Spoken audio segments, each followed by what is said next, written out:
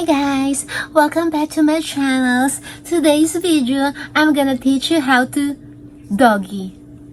Charot, hindi bagay sa akin, ano? Nagpupumilit akong magpakadesente sa aking mga video-video. Kasi parang feeling ko masyado ng jologs ang aking video, ano? Ayun na nga. Hello! Narito na naman po ang ina nyo. Sa araw na ito, ako ay gagawa ng tutorial. Yung nakaraang aking cooking tutorial ay medyo palpak na very light, ano. Ngayon, ito ay aking susubukang bigyan kayo ng cooking tutorial na medyo detalyado talaga. Para naman kahit pa paano may matutunan naman kayo na medyo kapaki-nakinabang sa akin, hindi puro kadaldalan lang. So, ito na nga. Ano bang gagawin natin?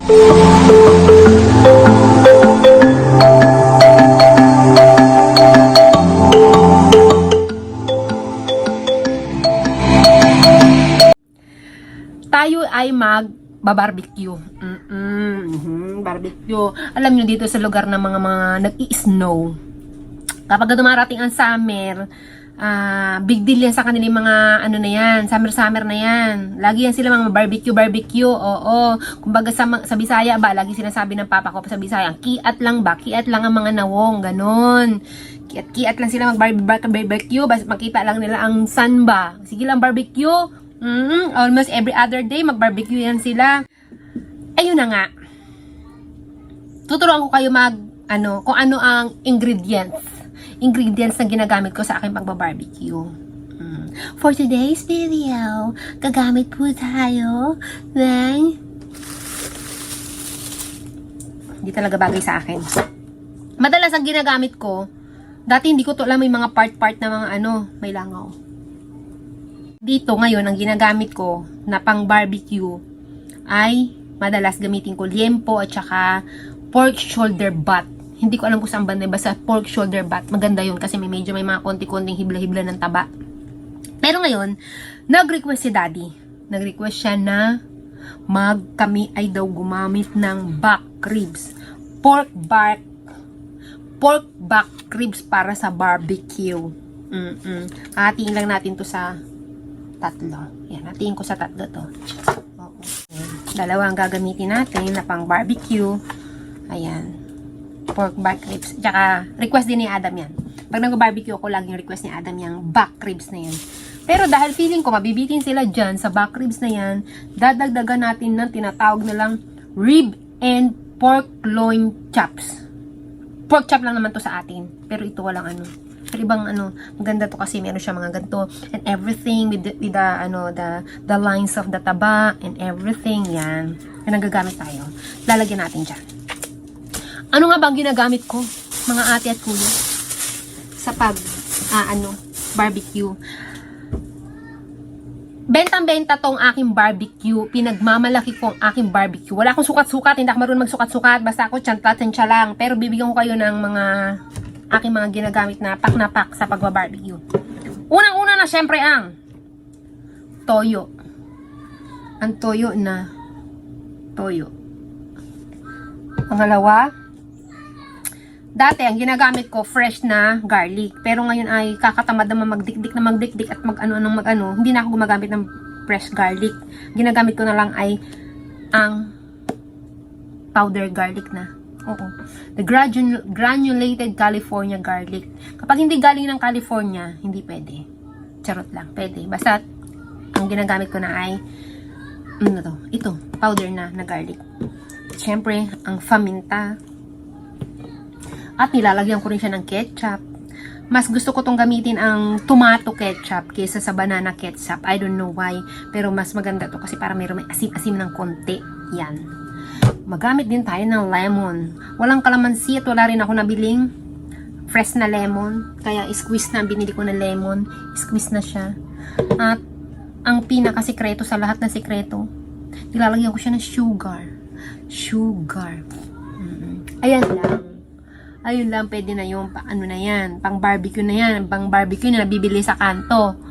Doon yan. Masarap. Kahit na walang sausawa yan, day. Walang sausawa niyan, day. Panalong-panalo yan. Kahit yung alaga ni daddy na puti. Panalong-panalo sa kanya yan. Oo. At ito pa. Mamaya, papakita ko sa inyo. Pero ngayon na pala. Ang sikreto sa masarap na ano nga ba lulutuin natin? Barbecue. Ayan. Ang sikreto sa masarap na barbecue, yung pamahid. Yan. Oo. Masarap niyang pamahid. Pagpaluto na yung barbecue mo, no? Pagpaluto na yung barbecue mo, papahiran mo ng kombinasyon ng asukal, ketchup, at saka mantika. Lalo mo ng mantika. Yan. Halu-haluin mo yan ganyan. Halu-haluin mo. Yan. Ganyan mo siya. Yan. Pagpaluto na siya, ano mo na siya? Pahiram mo. Pahiram mo nun. Aday. Sasabihin mo sa akin, magti-thank you ka sa akin dahil napakasarap. Manamis-namis siya na saktong-sakto sa lasa na nanunuot. Oo. Yan. Sige, ito gagawin ko na. Bala muna kayo dyan, ha? Yan na ang ating barbecue. Ang ating side rib barbecue. Ayan. Meron din pork chop. Ayan. Tapos, ito yung sinasabi ko sa inyo na pamahid natin mamaya. Pag malapit na siyang maluto. Ketchup, sugar, and mantika. Yan, tama. Ewan ko. So, ayun. Habang inaantay natin maluto ang ating barbecue ribs, ay tatambay muna tayo rito na. At napakainit. Ang sakit sa mata. Sakit sa mata nung sikat ng araw. Ang sakit sa mukha nung init ng barbecue. Nasisira ang kutis kong artista eh. Napakasarap oh. Oh, ha? Ang sarap oh. Yan na yun. So, ayun na nga. Natapos na ako magluto. At sisentensyahan natin ang aking idenemo na sana ay may mga napulot kayong aral ano, na very detailed, sobrang detailed ng pagkakagawa ko. Tita nyo, sobrang detailed, luto na. Papakita ko na lang sa inyo na luto na. Sisentensyahan natin. Eto na siya. Eto na siya. Hindi ako magkakanin ngayon. Hindi ko bet magkanin ngayon. Kaya ako ay gumawa ng mangga. Ensalada na mangga. Na may bagoong alamang, sibuyas at kamatis. Ayan ang papartner ko ngayon. Sisentensya natin kung gaano kasarap ang aking pinagmamalaking barbecue. Ano? So, yeah. Manood lang kayo dyan. Paano nga ba yung yung pagkakumakain ng mga mukbang, di ba? Pag kumakain ng mukbang, parang kasing taas niya yung gawin ko kaya yun. Yung kasing taas mo yung para makita. Hindi ko alam pa paano ginagawa yun. Para makita ninyo yung Ganyan ba yun? Paano ba yun? Yung bumababa yung parang nakababa eh. Alam ko nakababa yun. Tayong upuan. Tapos, hindi ko alam bakit kailangan nakababa. Para makita siguro yung pagkain. O hindi pa rin makita. Lagay natin. Hindi ko makakuha ito. Gusto ko yung nakaganyan eh. Parang kita. Pinakikita ko dun sa sa mukbang challenge. Kasi kailangan ko siguro ng wide lens. Wide angle lens. Wait. Yan. Pwede na yan. Nakikita nyo naman. Ayan. Ito yung aking mangga. Oh, ayan yung aking mangga ginawa. Mangga na may bagoong. Ganito kasi nakikita ko sa mukbang challenge. Yung mababa yung mga galig lang yung para makita kung paano kakainin. Simulan natin dito sa mangga. Ay.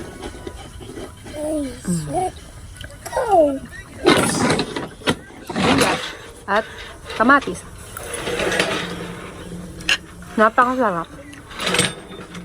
Pag ako nagba-barbecue, gusto ko lagi may ganito. Mangga, buyas, kamatis, bagoong isda. Ganon. Napakahirap naman kumain sa ganito. Nayatamad ako magkutsilyo. Kaya guguntingin na lang natin. Pagka kumakain daw ng ribs, hindi na yung kinukutsara at tinitinidor. Hindi na tinitinidor at ninanayt. Kinakamay na yan. Sinasabi ko, napakasarap. Mapapamura ka sa sarap dito. Sarap. Hindi sa binubuhat ko yung bangko ko. Dahil ako nagtimpla. Pero, Apakasarap. Nasabi ko sa inyo. Ang sarap.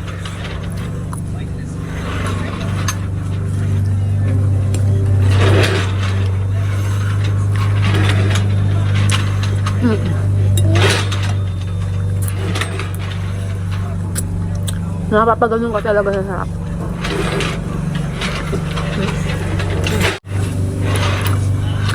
Hindi ako nagbibiro, masarap talaga.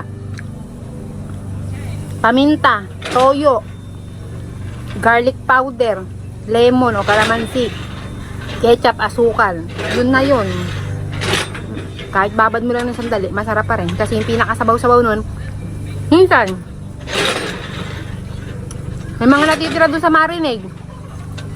Ang pinagbabalan, natitira. Gamitin mo na rin pampahid yun. Lagyan mo lang ng asukal at saka ng ketchup. Yun na yun.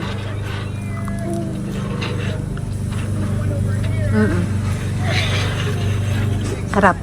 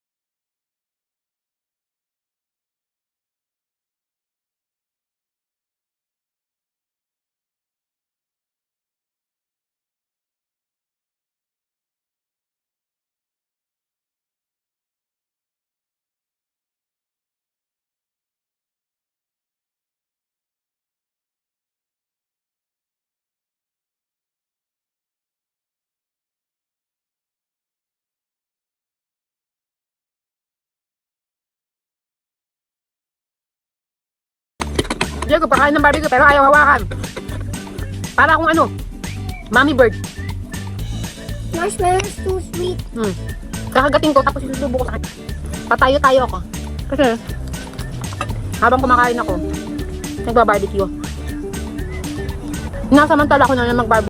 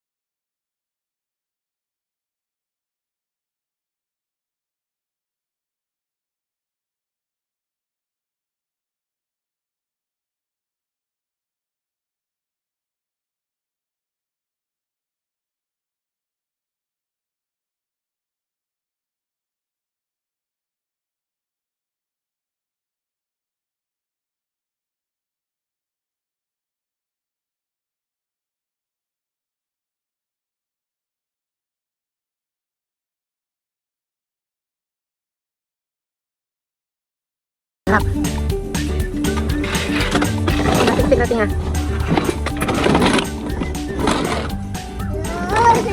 Alam nyo, I finished eating na. pagka natinga kayo habang kumakain kayo, Excuse nyo na pwede nyo pakainin ulit yung tinga kasi fresh pa yun. Kasama pa yun sa pagkain nyo. Huwag ka lang kakain ng tinga na lumipas na ng mga ilang oras. No. Wala, binigyan ko lang. Natiyata na. Binigyan ko lang ng justification yung pagkain ko ng tinga. Sayang eh. Ayun na nga. Iinom lang ako ng tubig. Wait lang tayo mamaya. Inom lang ng tubig. Mukha ko ano oh. Bye-bye. So ayun na nga. Tapos na tayong kumain ano.